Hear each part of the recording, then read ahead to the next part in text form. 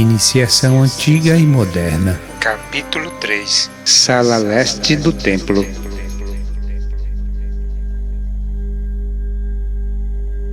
Depois de ter subido os primeiros degraus do caminho, o aspirante encontra-se em frente ao véu que pende diante do templo místico. Aproximando-se desse lado, ele entra na sala leste do santuário, chamado Lugar Santo.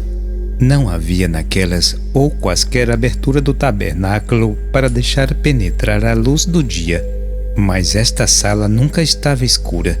Noite e dia era brilhantemente iluminada por lamparinas.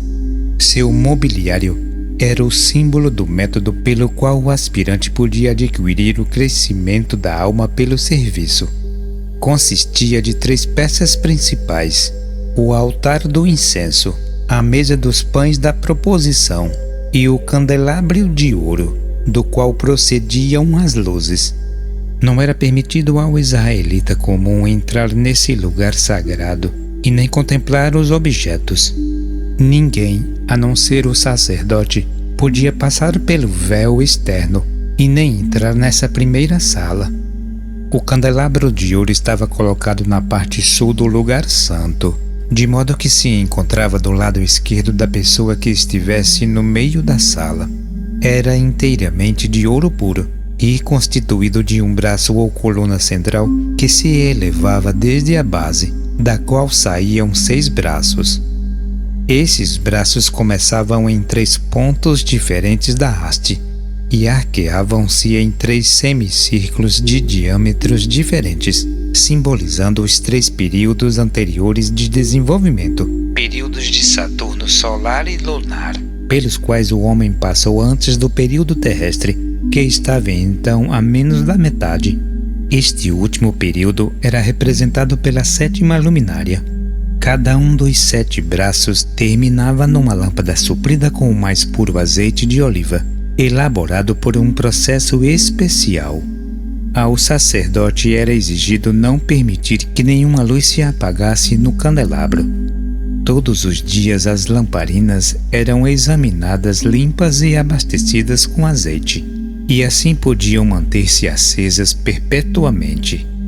A mesa dos pães da proposição estava colocada ao lado norte da sala, a fim de estar à mão direita do sacerdote quando este se dirigisse ao segundo véu. 12 pães sem fermento eram continuamente mantidos sobre a mesa.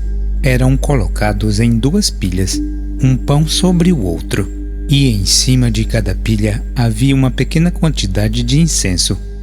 Esses pães eram chamados os pães da proposição, ou pão da face, porque eram colocados solenemente naquela mesa diante do Senhor, que habitava na glória de Shekinah através do segundo véu.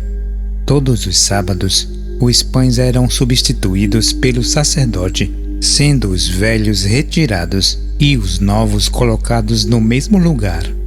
Os pães retirados eram comidos pelos sacerdotes e ninguém mais tinha permissão de prová-los. Também não era permitido comê-los em qualquer lugar do santuário, porque era considerado o mais sagrado de todos os alimentos e unicamente podia ser consumido pelas pessoas consagradas e em terreno santo. E o incenso que ficava sobre as 2 pilhas dos pães era queimado na troca dos mesmos, como uma oferta de fogo ao Senhor, como um memorial em lugar do pão. O altar do incenso ou altar de ouro era o 3º objeto do mobiliário da sala leste do templo. Ficava no centro da sala, isto é, a meio caminho entre as paredes norte e sul, em frente ao segundo véu. Nenhuma carne era queimada nesse altar, e nenhum sangue jamais fora derramado sobre ele, exceto em ocasiões muito solenes, e apenas os seus vasos eram manchados com a mancha vermelha.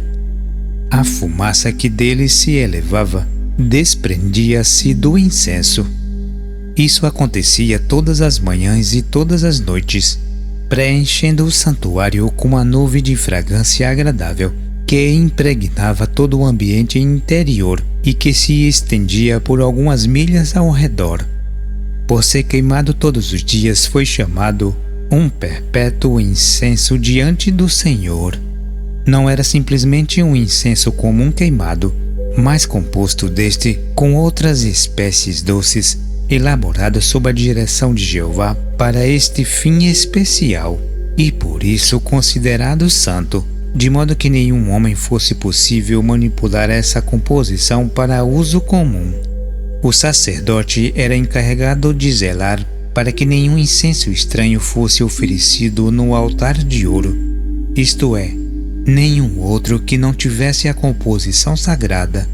Esse altar estava colocado diretamente diante do véu, do lado de fora, mas antes do propiciatório, que estava dentro da sala do segundo véu. Por isso, quem ministrasse no altar do incenso não podia ver o propiciatório por causa do véu interposto, mas devia olhar nessa direção e direcionar-lhe o incenso.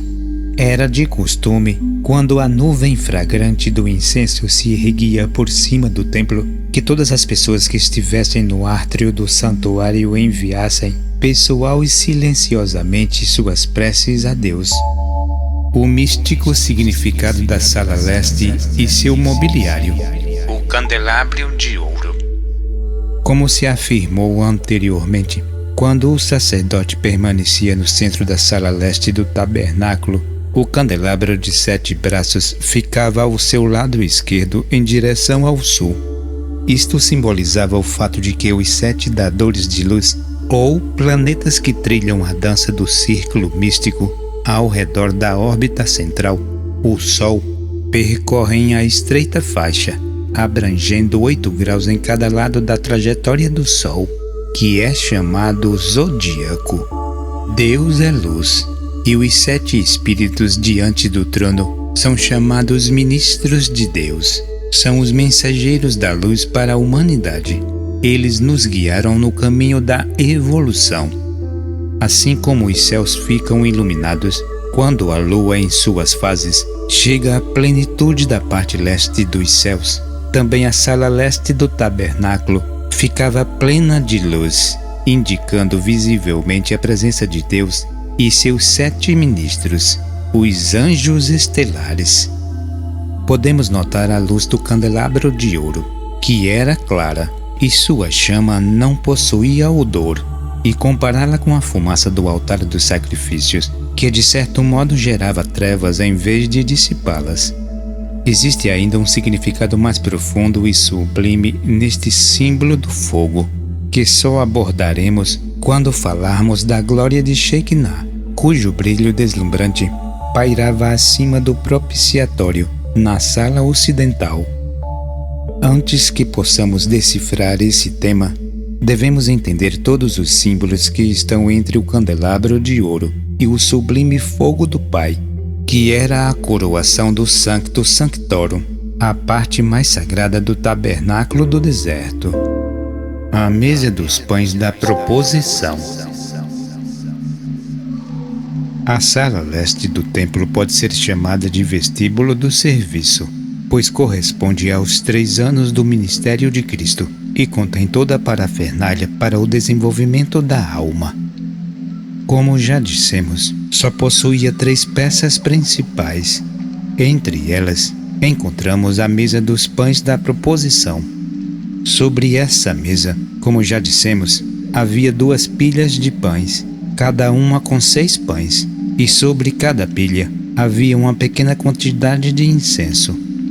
O aspirante que chegasse à porta do templo, pobre, nu e cego, era conduzido para a luz do candelabro de 7 braços, obtendo um certo grau de conhecimento cósmico, que devia utilizá-lo unicamente em favor de seus semelhantes. A mesa dos pães da proposição representa tudo isso em símbolos. Os grãos dos quais eram feitos os pães foram originalmente dados por Deus, depois plantados pelo homem, após ter sido arado e preparado o solo. Quando semeados, era necessário cultivá-los e regá-los. Então, brotava o fruto de acordo com a natureza do solo e do cuidado recebido. Era posteriormente colhido, debulhado, moído e assado. Depois, os antigos servos de Deus tinham de carregá-lo para dentro do templo, onde era colocado ante a presença do Senhor como pão, para demonstrar que os homens fizeram a sua tarefa e terminaram o serviço necessário. Os grãos de trigo ofertados por Deus e contidos nos 12 pães representam as oportunidades para o crescimento da alma através dos 12 departamentos da vida, representados pelas 12 casas do horóscopo, sob o domínio das 12 hierarquias divinas, conhecidas como os 12 signos do zodíaco. Mas é tarefa do maçom místico, o verdadeiro construtor do templo, abraçar estas oportunidades, cultivá-las e nutri-las para extrair delas o pão da vida que alimenta a alma. Contudo, nós mesmos não assimilamos nossos alimentos físicos em sua totalidade, pois fica um resíduo, uma grande porção de cinzas após termos amalgamado a quintessência em nosso sistema. De modo semelhante, os pães da proposição não eram queimados ou consumidos perante o Senhor. Eram colocados 2 mentículos de incenso sobre as 2 pilhas de pães, um em cada monte.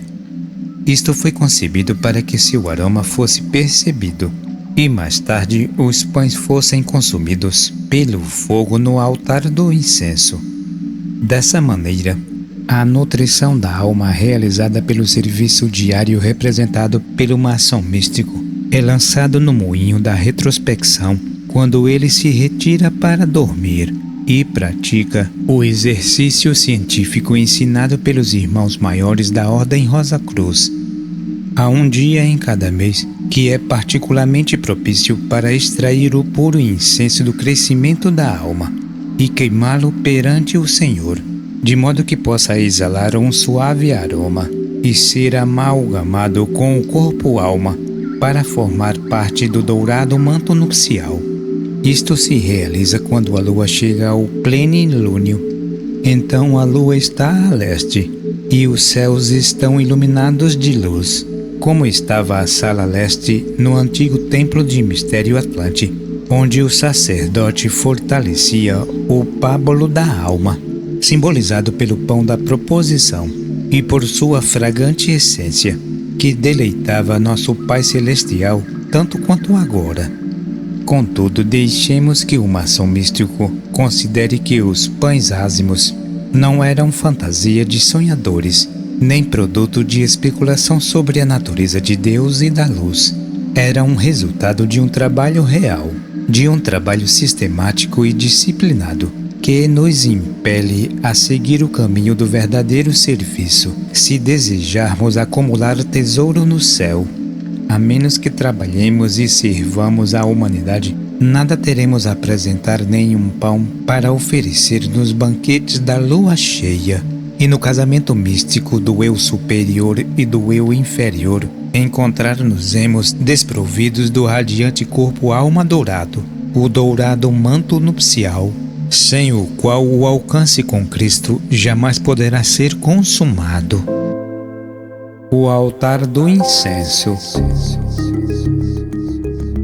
No altar do incenso, como vimos pela descrição anteriores do tabernáculo e seu mobiliário, e o sacerdote que oficiava diante do altar olhava sempre em direção ao propiciatório acima da arca, embora lhe fosse impossível vê-la por causa do segundo véu interposto entre o primeiro e o segundo departamento do tabernáculo, o lugar santo e o sanctum sanctorum. Também vimos, em relação aos pães da proposição, que o incenso simboliza o extrato, o aroma do serviço que prestamos de acordo com nossas oportunidades. Assim como o animal sacrificado no altar de bronze representa os males cometidos durante o dia, assim também o incenso queimado no altar de ouro, que é um doce aroma para o Senhor, representa as ações virtuosas de nossas vidas.